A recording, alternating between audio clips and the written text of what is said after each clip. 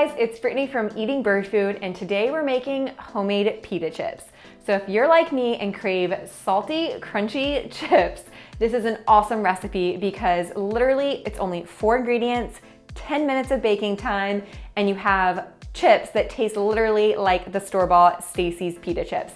I would call this a copycat recipe, but I wasn't really inspired by Stacy's chips, but once we tasted them, we're like, oh yeah, these taste exactly the same. So it's pretty awesome, and they're made with whole wheat pita pockets. So super simple. You have your 3 pita pockets, you break them, you cut them into wedges, so 4 pieces, and then you break them apart so you get 8 pieces total. So 8 wedges, and then altogether you're gonna have 24 chips. And then you just do a little mixture of olive oil, garlic powder, and sea salt. You kind of brush that on, which I'm gonna show this all in a second.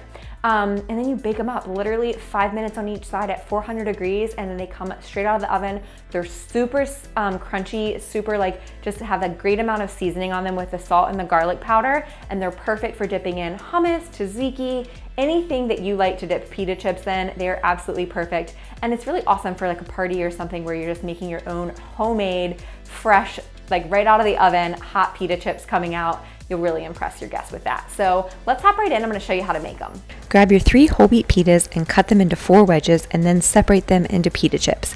I found that this is easiest to do with kitchen scissors, but you can totally use a knife and then use your hands to separate them if you'd like. You'll end up with a total of 24 triangles or wedges. Then grab a small bowl and add your olive oil, garlic powder, and sea salt. Brush this mixture onto each side of the pita chip until they're nicely coated, and then place them on a baking sheet, making sure not to overlap, and then put them in a 400-degree oven for about 5 minutes. Flip them over and bake for another 5 minutes, or just until the pitas are nice and golden and crisp to the touch. Watch carefully because they do tend to burn easily.